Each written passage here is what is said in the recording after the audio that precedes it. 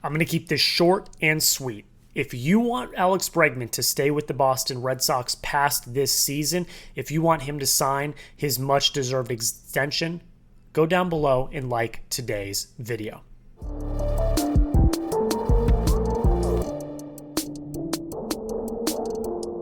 Welcome into another edition of the Red Sox Rundown. Alex Bregman has spoke once again about the potential of signing an extension with the Boston Red Sox, and I hate to say it, folks, but the Red Sox got some bad news. We are going to break down all of the quotes that Alex Bregman said, what it means for the future of Alex Bregman on the Red Sox, and then we will recap the ugly 5-4 loss over the San Diego Padres. My name is Jack Lauderay. Thank you so much for watching this edition of the Red Sox Rundown. So Bregman spoke to the Boston Globe yesterday, at the time that this is being recorded, and talked about an extension. And this is something that has come up with the Roman Anthony extension happening last week.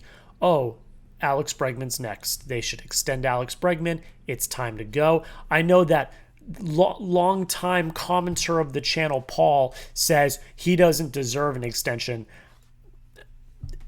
He does. And if you're paying attention and you actually know what's best for the team, Alex Bregman should be on this team.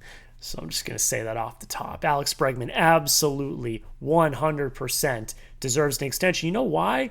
Because that $40 million AAV will go down if he signs a longer extension. I'm talking directly to you, Paul. I know you don't like that extension. Sign him to an extension. Bregman, nonetheless, sorry, I had to get that off my chest. Bregman, nonetheless, talked about this, and there's been talks over the last few months. Scott Boras saying we're open to listening to anything. Alex Bregman mentioning that, hey, yeah, we'll listen to whatever the Red Sox have to say, and sounding fairly open to wanting to get an extension done as soon as possible. Well, now that doesn't seem to be the case. Here's what Alex Bregman had to say on an extension.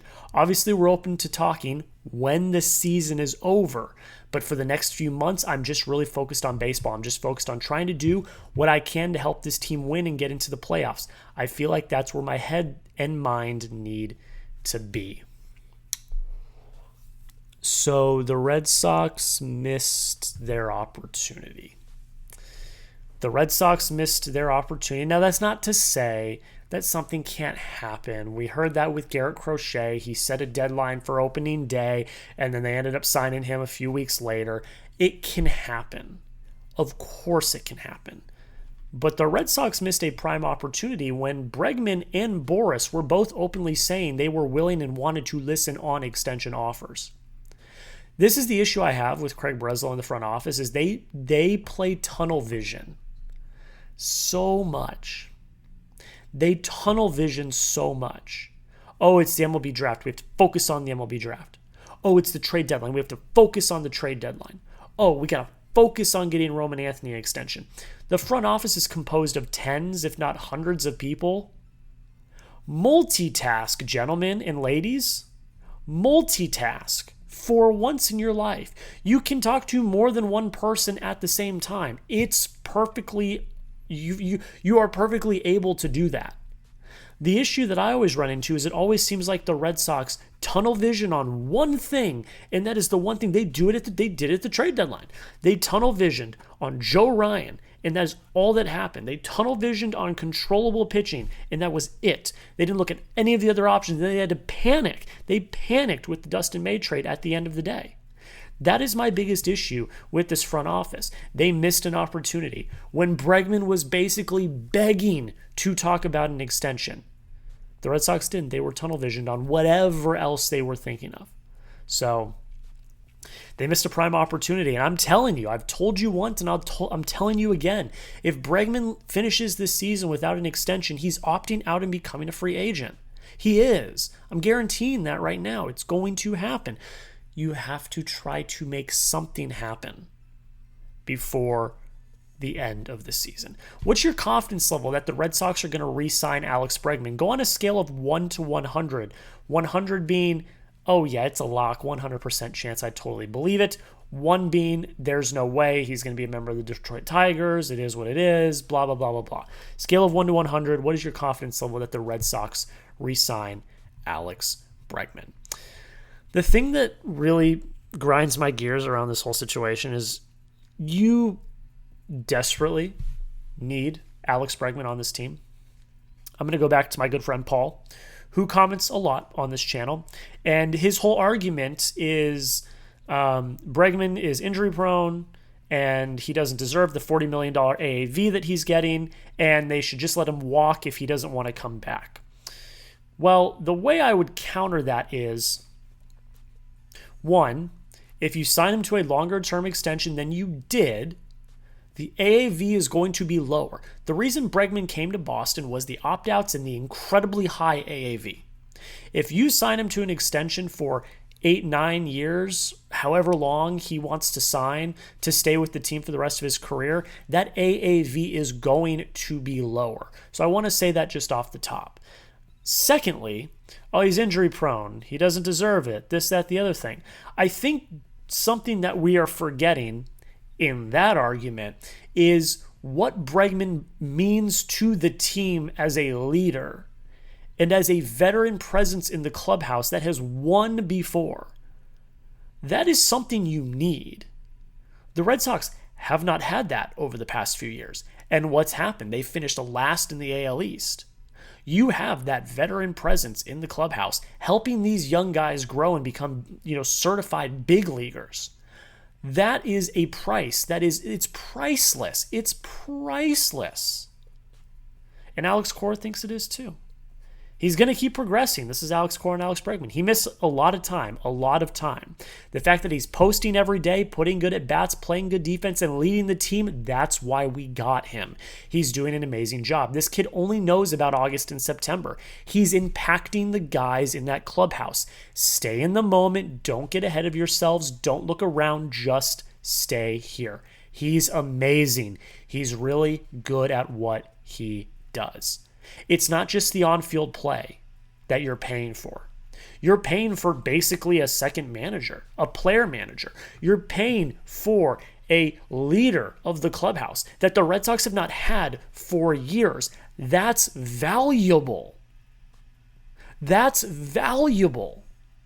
And if the Red Sox let him walk away when he made it clear like a month ago, when his agent Scott Boras made it clear like a month ago, guys, we're ringing the bell. We'd like to talk to you about an extension. Well, you didn't let it happen. And now, you got to wait till the offseason. And now, he'll probably opt out. And now, you're going to have to get into a bidding war in free agency, which I don't think John Henry in the front office is going to want to do. That's why the title of this video is The Red Sox Get Bad News.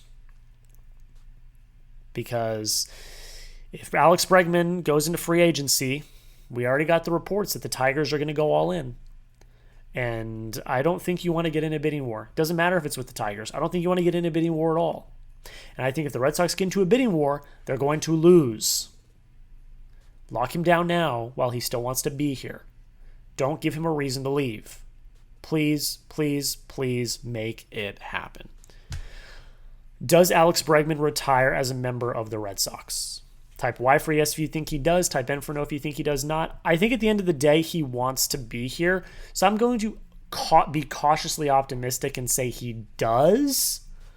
Because I think they see the value that he brings to the team, not just on the field, but also off the field.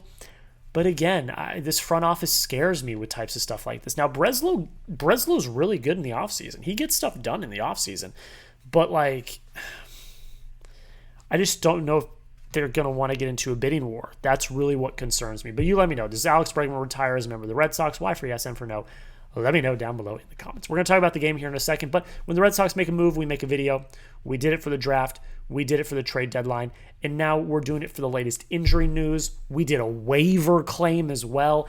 Those are the types of videos you're going to get here on the channel. We're also going to go live as they push to win the AL East, and in the postseason, we will be doing live watch parties as well. And again, daily videos surrounding the Boston Red Sox. Make sure you hit that subscribe button. Join the family today. We are trying to get to 5,000 subscribers. I'm going to let you guys in on a little secret real quick.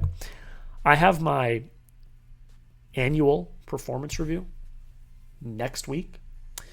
I'd like to walk into that meeting with my bosses saying, hey, we got to 5,000 subscribers on Red Sox before the season ended. Hit that subscribe button. Help a brother out. Help a brother out. I would greatly appreciate it. And in return, you're going to get daily Red Sox videos on everything happening around your favorite baseball team. All right. Red Sox lose 5-4. Very frustrating game. Very frustrating game. Very, very, very, very, very frustrating game for the Red Sox. I'm going to do standings check first just to show you what was at stake. We'll go through the scores, then we'll go through the standings. The biggest score is the Blue Jays lost 9-1. If you would have won this game today, you would have been 2 games back in the division. It stays the same. No one moved, so fine. A lot of ball game left, but again, that's what's at stake with these types of games. You lose in extra innings, and if you win that game, you're 2 back in the East. It is what it is. The Rangers lost 3-2 to the Phillies, so that's good. Guardians won. They are slowly but surely chomping at the bit in the wild card, so watch out for the Guardians. They won again yesterday. The Tigers lost. They lead their division, so I'm not worried about them. The Yankees won 5-4. And at the time of recording this, it is the bottom of the 8th. The Mariners are leading the Rays. If the Mariners win, they tie you for top spot in the AL wildcard. So it looks like that's probably going to happen. It looks like you're going to be tied for the top wildcard spot in the American League. And again, it's just the frustrating part of, nothing happened in the AL East, which is good. But you could have made up an entire game. You could have been 2 games back on the Blue Jays if you would have won last night. So that's frustrating. But it is what it is. You can't dwell on it. Really weird game. A lot of weird things happened. David Hamilton basically gets pushed off of second base, and he's called out on a stolen base attempt.